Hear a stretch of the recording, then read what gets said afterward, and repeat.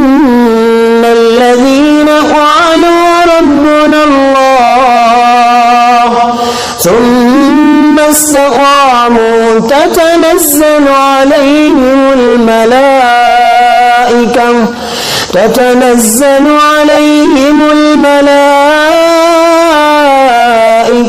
ألا تخافوا ولا تحزنوا وأبشروا بالجنة التي كنتم توعدون۔ مثالی مسلمان کا اللہ کے ساتھ تعلق مضبوط ہوتا ہے، اس کا اللہ کے ساتھ رابطہ بہت مضبوط اور گہرا ہوتا ہے، اس کی توحید خالص ہوتی ہے، وہ اللہ کے قائم مقام کسی کو مخلوق کو لا کے کھڑا نہیں کرتا۔ اسی بات کو اللہ نے قرآن مجید میں بیان کیا، الذین آمنوا وَلَمْ يَلْبِسُوا إِيمَانَهُمْ بِظُلْمٍ، جو لوگ ایمان لے کے آئے اور پھر اپنے ایمان کے بعد انہوں نے اپنے ایمان میں شرک کی، ظلم کی آمیزش نہیں کی، دو انعام ہیں۔ اولئک لہم الامن، یہ لوگ امن والے ہیں، ان کی سوچ میں امن، ان کی زندگی میں امن، ان کے معاشرے میں امن، ان کی زندگی کے سارے زاویوں میں امن ہوتا ہے۔ اور دوسرا انعام وَهُمْ مُهْتَدُونَ، اور یہی لوگ ہدایت یافتہ ہوتے ہیں۔ ایک مثالی مسلمان کا تعلق اللہ سے کیسے ہوتا ہے؟ اس پہ جب مصیبت آئے تو کسی کو کوستا نہیں، اس پہ جب مصیبت آئے تو کسی کی نحوست نہیں گردانتا، بلکہ اس کا ایمان اور یقین ہوتا ہے کہ جو انعام و کرام مجھے ملا ہے یہ میرے رب کی طرف سے مجھے عطا ہوا ہے، اور یہ جو مجھے مصیبت آئی، دکھ اور پریشانی آئی، یہ بھی میرے رب کی مشیت سے آئی ہے۔ اور رسول اللہ صلی اللہ علیہ وسلم سے بڑھ کے دنیا میں کوئی بھی نہیں ہے۔ صرف یہی نہیں، اللہ تعالیٰ کو کائنات میں اگر کوئی محبوب اور پیارا ہے تو صرف رسول اللہ صلی اللہ علیہ وسلم سب سے زیادہ اللہ کو پیارے ہیں۔ تو آپ کو بھی اللہ تعالیٰ نے پتہ کیا کہا؟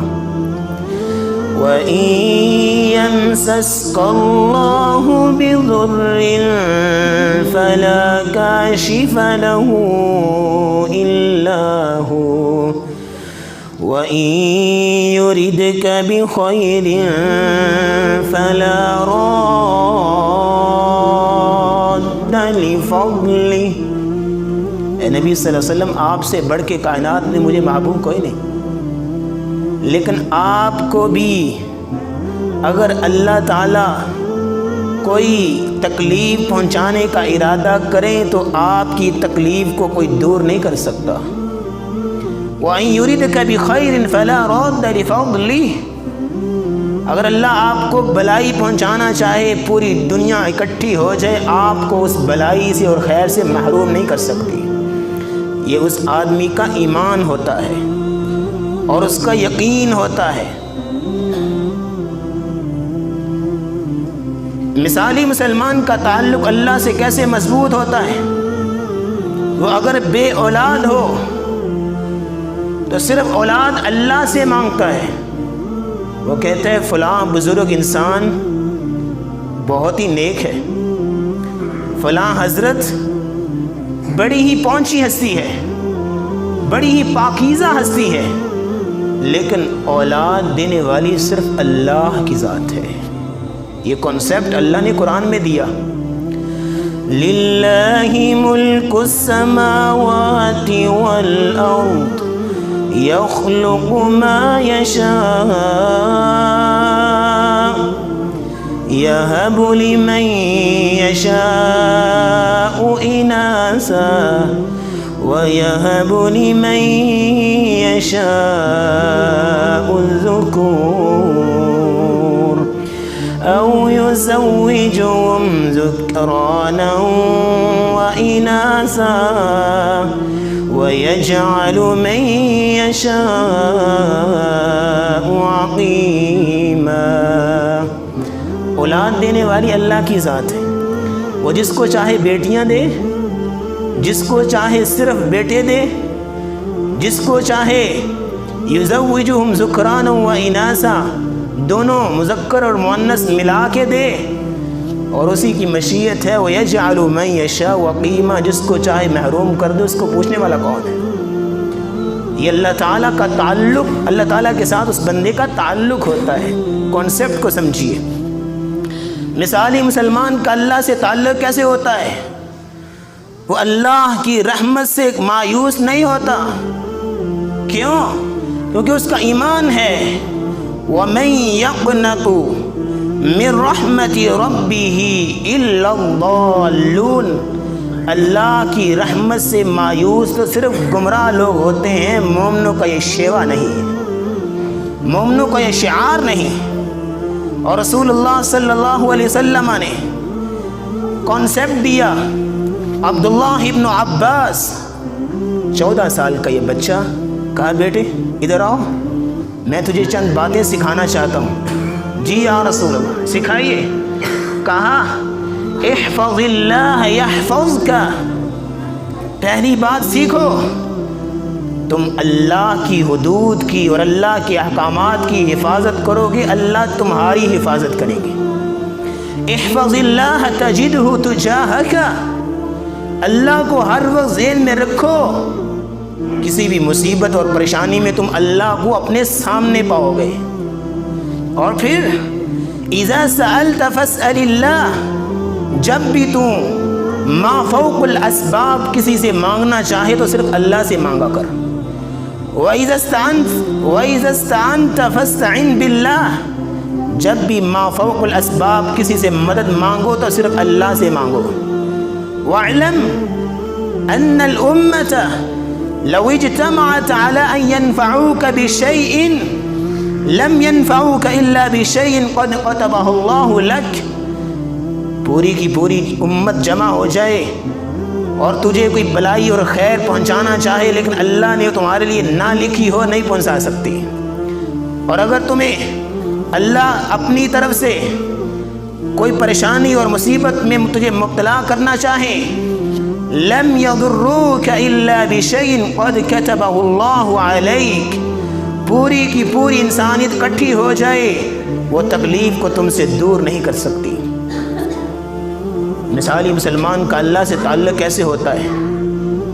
وہ عبادت میں سمجھوتا نہیں کرتا, وہ رزق کی خاطر عبادت کو نہیں چھوڑتا.